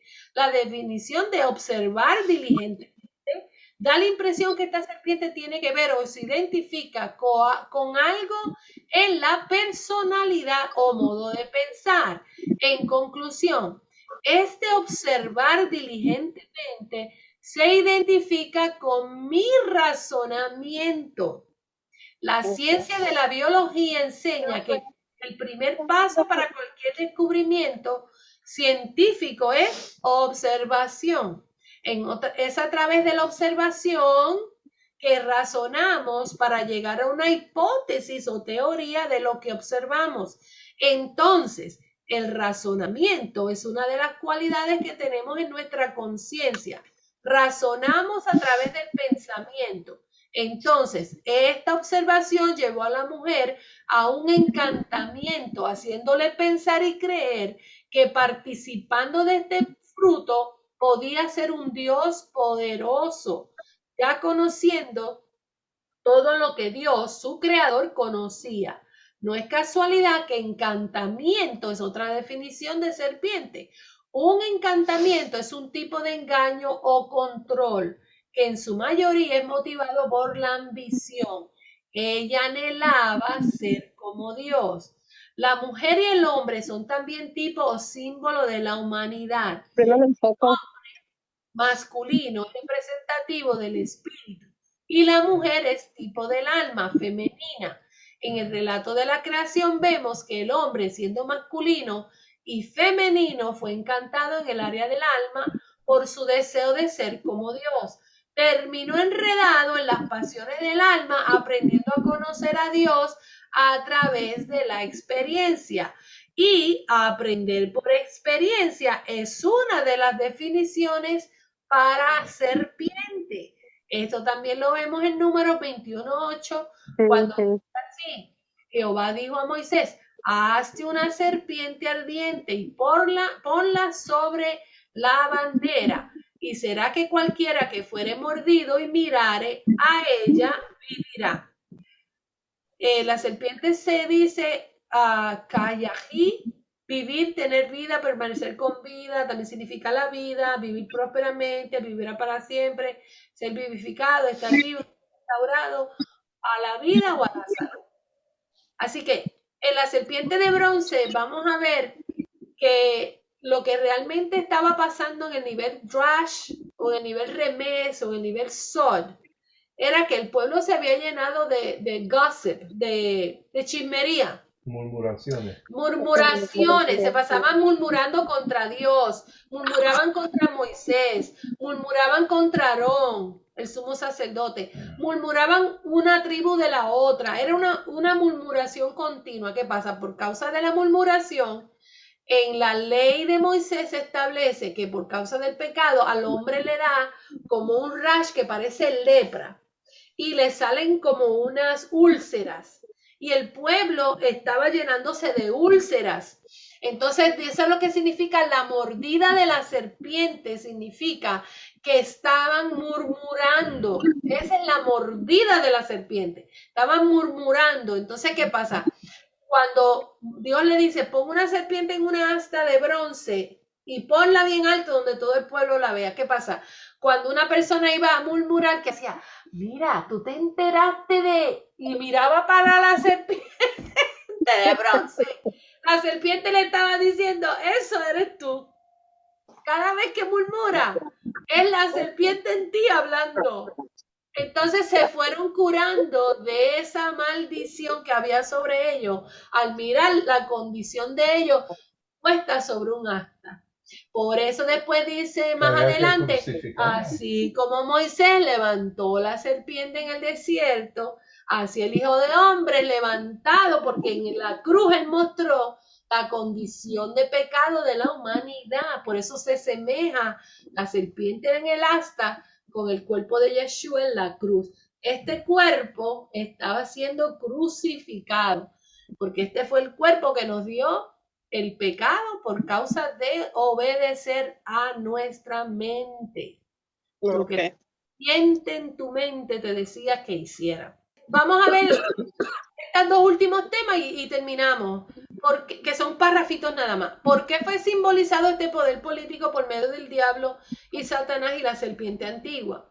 Porque estos representan los designios de la carne, y cuando hombres motivados por los designios de la carne se oponen a los siervos del Altísimo, actúan en la misma forma que la serpiente en el principio. Un ejemplo típico son aquellos que se opusieron a Mashiach cuando predicaba el evangelio en Israel. Él le dijo a los escribas y fariseos, serpientes, generación de víboras, ¿cómo escaparéis de la condenación del infierno? En otra ocasión les dijo, vosotros sois de vuestro padre el diablo, y los deseos de vuestro padre queréis hacer. Él ha sido homicida desde el principio y no ha permanecido en la verdad porque no hay verdad en él. Es mentiroso y padre de mentira. ¿De quién está hablando ahí? De Caín. Porque de Caín salió una simiente. Y de Set, el tercer hijo de Adán y Eva, porque Abel lo mató Caín, de Set salió otra simiente. Entonces, él dijo, vosotros sois de vuestro padre Caín, porque él se hizo enemigo de Dios. Y los deseos de ese padre quieren hacer. Él ha sido homicida desde el principio. No ha permanecido en la verdad. Cuando Dios le dijo, ¿dónde está tu hermano? Qué sé yo no sé. ¿Acaso yo soy guarda de mi hermano? Estaba mintiendo. Desde el principio mintió. es mentiroso y padre de mentira. En ambos pasajes, Yeshua se refería claramente a la serpiente del Edén, que estaba en el hombre, y actuó en la mente de Caín y por eso mató a su propio hermano, cuya mentira sembró la semilla del pecado y condujo a la condenación y muerte del hombre. Todos aquellos que en forma similar obran en contra de Hashem son en sentido figurado descendientes de la serpiente o son su simiente, usando la expresión de Génesis, y están destinados a ser destruidos por Mashiach, la simiente de la mujer. En todo esto tenemos un lenguaje simbólico firmemente basado en los hechos que ocurrieron en el Edén, donde por primera vez el hombre se opuso a Dios y el pecado apareció en el mundo. No a causa de un monstruo inmortal, sino por medio del hombre mismo instigado por la serpiente. No necesitamos buscar más allá de la raza humana para encontrar al diablo y a Satanás. En la raza humana tenemos este poder del pecado en nuestro propio corazón y a nuestro alrededor, en otros individuos, en comunidades y sociedades, en autoridades humanas, tanto civiles como eclesiásticas. Todo este poder maligno está destinado a ser destruido por Mashiach. Vengo a tu pregunta y terminamos por qué la personificación, que es un parrafito, ahí terminamos. La pregunta tuya. El príncipe que detuvo el ángel que venía con el mensaje, él cree que simbolizaba las potestades de las autoridades donde vivía Daniel. ¿Recuerdas cuando Daniel lo tiraron a los leones? Okay. Los que se pusieron de acuerdo, ellos odiaban a Daniel y lo envidiaban muchísimo porque el rey lo había puesto en una posición de altura. Entonces ellos mismos confabularon contra él. Este es un ejemplo aparte. Ellos confabularon entre ellos y dijeron, vamos a decirle al rey que haga un edicto que puede hablar a ningún dios. ¿Se acuerdan la historia? Sí, y el rey pues no pensó y dijo, sí, muy buena idea, y lo firmó. Entonces, Medos y los persas, después que un rey firma y sella un edicto, no puede ser violado. Entonces, ellos lo que querían era, después velaban cuando, ellos sabían cuándo oraba Daniel. Y fueron y le dijeron al rey, lo vimos orando a su Dios, el Dios egipcio, el Dios sí, porque hebreo. Él abría las ventanas. Él no le importó abrir las ventanas que me vean orando. Y fueron y le dijeron al rey. El rey, ¿qué hizo? O con mucho dolor en su corazón, porque él lo amaba, tuvo que tirarlo a los leones, porque eso era el edicto y esa era la paga, o sea, la consecuencia de orarle a otro Dios por ese tiempo específico que habían especificado con el edicto. Entonces, eso te muestra que hay principados y potestades y personas que se unen para hacer daño. Mira, hay un libro que se llama La Cuarta Dimensión, de un pastor en Corea que ya murió. Él escribió un libro que se llama La Cuarta Dimensión. Y en ese libro él explica el poder que hay cuando mentes perversas se unen para hacer daño. Entonces, esos poderes de esas mentes que controlan, como ahora, se le llama la élite, se le llama los Illuminati. Son personas que por años, siglos, han gobernado y dominado el mundo entero, calladito, escondido tras bastidores, que nadie sepa de ellos. Y nosotros creemos que nuestros gobernantes nos están gobernando, pero quienes realmente mandan son ellos, esa élite.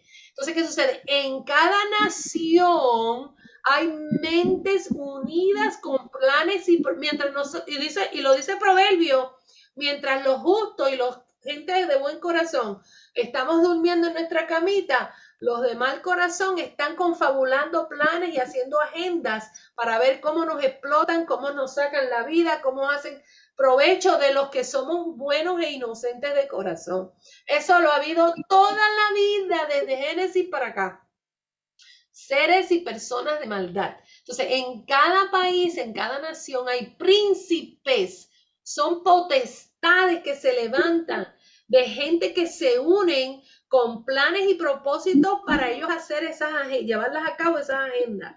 ¿Qué sucede? En el tiempo de Daniel también las había. Y el príncipe de ahí, de donde estaba Daniel, era una potestad en contra de Daniel, que no quería que Daniel recibiera, porque ellos sabían que cuando Daniel se ponía a orar y doblaba rodillas sucedían cosas. Sí. Esa era una mentalidad que siempre envidió a Daniel y se levantó, y por eso él le dijo, el príncipe de esta nación se me opuso. Claro, mentalidades en contra de que Daniel recibiera el mensaje que esperaba de parte de Dios. Sí, y en eso también yo había leído que los consejeros del rey, que ahí dentro estaba el sacerdote, que lo mismo bregaba con espiritismo, era agorero, eran de esta gente que leen las palmas de la mano, la adivinación, sí. Y todo eso, pues cuando dice el príncipe de Persia me interceptó, ¿qué le presentó? Resistencia. Entonces, sí, personas que consultan la cuija, consultan la astrología y todas esas cosas. Pues esas son las fortalezas mentales que hay, corporal o colectivamente. Ahora, antes que terminemos y después leemos lo de por qué de la personificación, ajustense los cinturones con lo que voy a decir ahora, ¿ok? No, ya no tienen. Amarrémonos la correa en su lugar para que no se nos caigan los pantalones. ¿Te acuerdas cuando Yeshua sacó unos demonios de el Gadareno? Que dicen que eran dos, pero el otro fue libre y se fue y se desapareció de la escena, pero hubo uno que se quedó y esos espíritus le hablaban a Yeshua y le dijo, ¿quién es? ¿Cómo te llamas? Y somos legión. Y hubo más interacción entre Yeshua y ese Gadareno. Cuando ellos sabían que Yeshua los iba a sacar de ellos, de ese hombre, y le pidió que los mandara a los cerdos. Ok, sí existen unos poderes, estos hijos de la serpiente que nacen en este cuerpo, salen de este cuerpo cuando la persona muere, cuando este cuerpo muere, salen de este cuerpo y como no pueden regresar a Dios y están en prisiones espirituales también, o sea, no prisiones, pero están limitados. Se cree dentro de la creencia judía que son almas que no se hicieron sadik, no se hicieron justos, no se hicieron santos, este proceso en que estamos en esta vida presente. Entonces, cuando muere el cuerpo de esa persona donde ellos habitaron, porque cuando yo me muera, pues mi cuerpo va al polvo. Y cuando ellos también, que son almas como yo y como tú, cuando salen del cuerpo, pues quieren quedarse en este nivel espiritual porque estaban muy apegados a los mundos físicos. Entonces van y tratan de posesionar cuerpos humanos, especialmente personas que no tienen el sello de la salvación que Dios ha puesto en la sangre de Yeshua que nos cubre, ¿verdad? Y esto lo comprueba un pastor evangélico.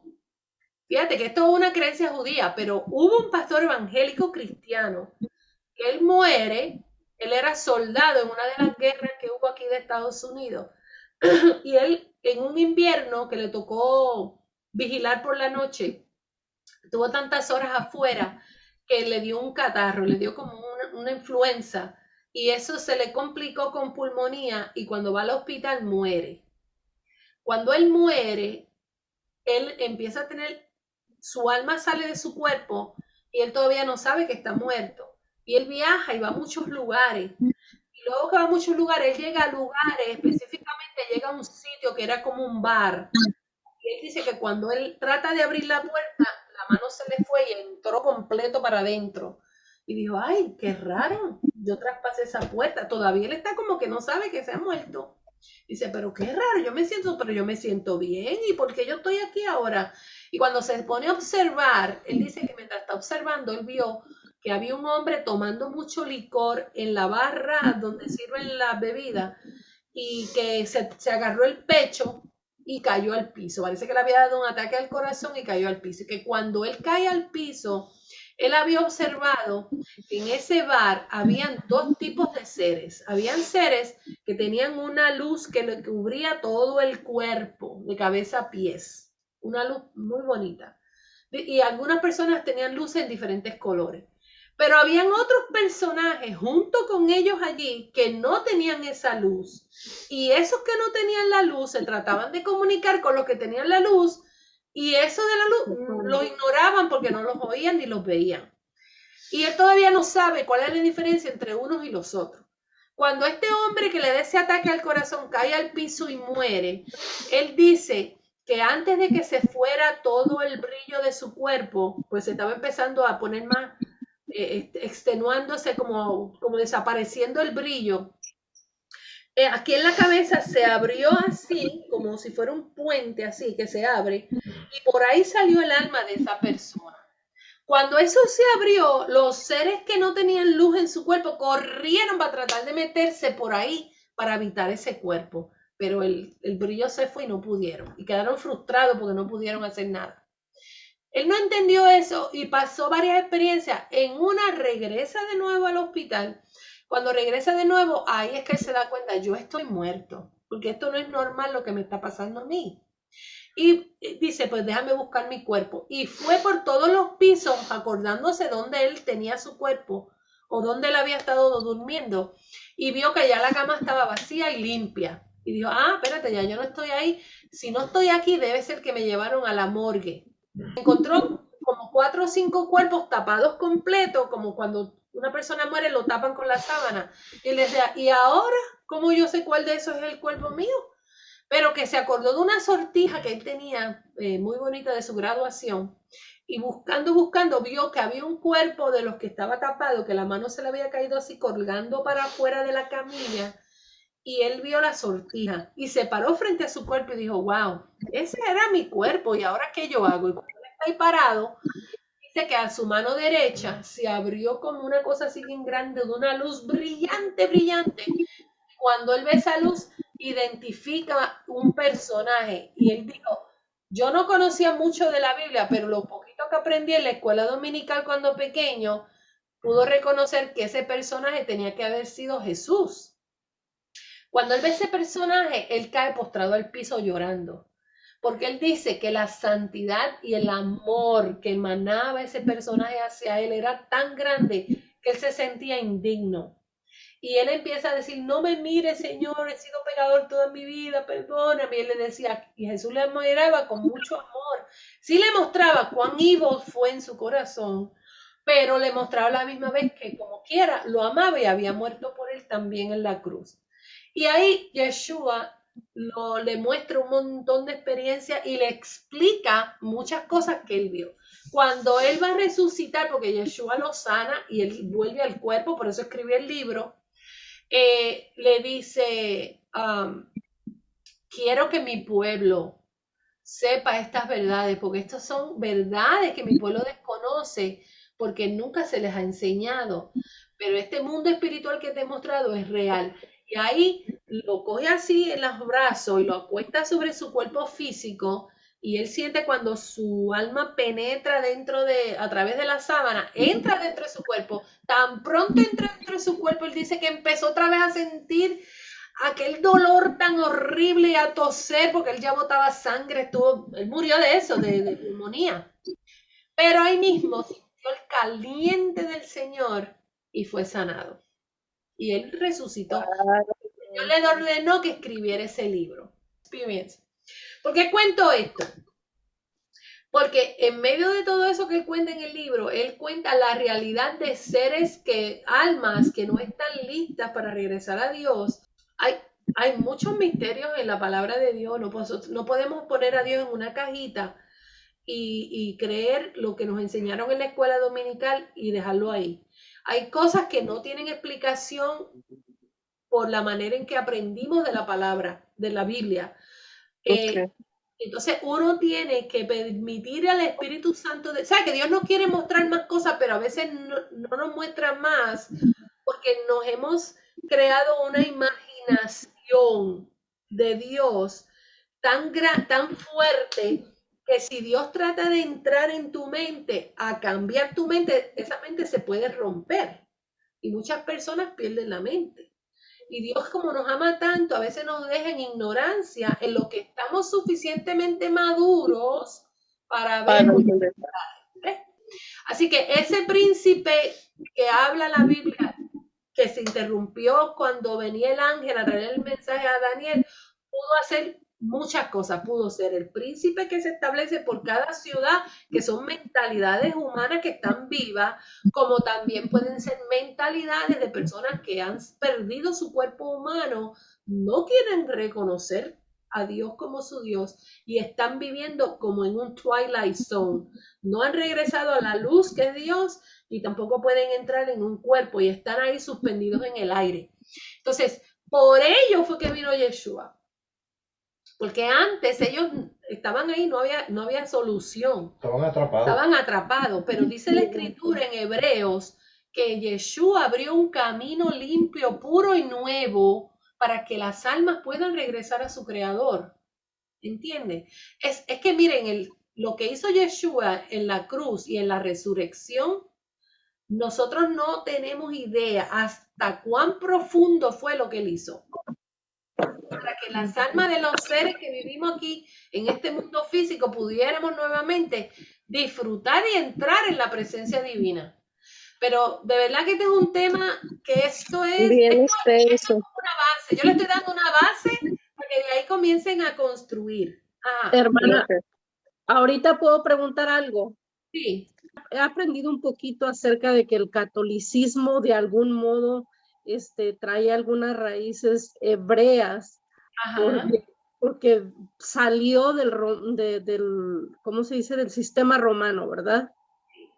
Y eso que usted está hablando ahorita, de esas almas que andan en pena, o como dice usted, esas almas por las cuales el Señor vino, no es acerca de lo que los católicos, porque yo estuve entre los católicos también, hemos creído pues en el pasado acerca de que cuando una persona muere, tienen que rezarle por no sé cuántos días para que su alma que está en ese momento en el purgatorio, es un medio de transcurso para que esa persona llegue a donde debe de llegar. Bueno, los hebreos, cuando una persona muere, ellos interceden delante de Dios por esa alma para que sea ayudada en lo que llega delante de la presencia de Dios, pero acuérdate que ellos no conocen a Yeshua. Okay. Esa era una tradición de los padres. Recuerda que Yeshua le dijo, ustedes invalidan el poder de Dios por causa de vuestras tradiciones. Son las tradiciones de los ancianos. Claro, antes de Yeshua, ellos hacían todas esas ceremoniales, orando por las personas que morían, eso, para que el ángel del Señor los acompañara y que llegaran de regreso al Padre. Pero todo eso cambió, desde lo que pasó ahora que te expliqué de Daniel, todo eso fue antes de Yeshua. Todas las cosas que tú ves en el Antiguo Testamento, todo eso fue antes de Yeshua. Ahora, entonces los católicos se quedaron con la tradición judía de orar por los muertos, porque ellos no reconocen que Yeshua es el Mashiach y no entienden la obra terminada en la cruz y en la resurrección de Mashiach. Entonces, como ellos no creen en eso, ellos sí oran por los muertos. Los judíos también tienen unas oraciones para los muertos. Entonces, de ahí vienen los católicos y adoptaron eso, porque los católicos tienen una mezcla de antes y después de Yeshua terrible. Más tienen una mezcla con paganismo. O sea, ellos son una mezcla de todo. Pero nosotros, los hijos de Dios que estamos recibiendo su revelación, estamos viendo con más claridad. Entonces, por causa de Yeshua, ya esto no es así. En el tiempo de Yeshua, aquellos seres le dijeron, mándanos a los cerdos, porque todavía Yeshua no había muerto y resucitado. Entonces, eran almas vagando, que estaban tratando de dominar el cuerpo de ese hombre y lo tenían, pobrecito, que hasta la mente había perdido. Pero cuando Yeshua lo libertó y le dijo que vayan a los cerdos, porque los cerdos se identifican con ellos, son seres bajos. Entonces Yeshua lo libertó, pero una vez Yeshua fue a la cruz, resucitó, todas las reglas del juego han cambiado. ¿Por qué la personificación? ¿Por qué la Biblia nos habla tanto de símbolos y personificaciones? Ok, ¿por qué tan frecuentemente se hace referencia a la pecaminosidad humana como si fuera una persona? La respuesta es que tal figura de lenguaje llamada personificación es típica de las figuras vividas y poéticas de la Torá. Estas causan un mayor impacto y son más concretas y memorables que una simple descripción literal de la realidad. Hay muchos ejemplos de personificación en la Torá. El pecado, además de ser representado como un gran adversario, también es descrito como un amo poseedor de esclavos. Eso lo vemos en Juan 8:34, Romanos 6:16. Es un tropiezo. También se ve como un gobernante, Romanos 5:21. Lo vemos como un engañador y asesino. Todo eso es pecado. El pecado se ve así, como si fuera una persona. En Romanos 7:11. Al Espíritu o poder de Dios se le da personalidad también, como en Juan 16:13. La sabiduría también es representada como una mujer en Proverbios 8:9. La nación de Israel también fue comparada a una mujer virgen cuando era fiel a Hashem, como en Jeremías 31. Y también a una ramera cuando Israel era infiel, como en Isaías 2:21. Lo mismo ocurre con la iglesia de Mashiach, nosotros, en 2 Corintios 11:2, Apocalipsis 19:7. Estas personificaciones son más expresivas y pintorescas que las correspondientes descripciones literales. Sucede lo mismo con el diablo y Satanás. Así como nosotros nos llaman la novia de Cristo, eso es una personificación. Así decimos también con el diablo y Satanás y el pecado, que simplemente son una forma de personificar la tendencia pecaminosa innata de la raza humana. Los problemas surgen cuando permitimos que estas figuras del lenguaje nos conduzcan a ideas totalmente equivocadas, culpando a un personaje ficticio por nuestras malas acciones, cuando en realidad la responsabilidad es completamente nuestra. Va bien el entendimiento. Como la Iglesia Católica que dice mea culpa, ¿verdad? Mea culpa. Mea culpa, sí, mea culpa. Que la culpa es mía, no es de nadie. Por mi culpa. Ajá, yeah, that's right.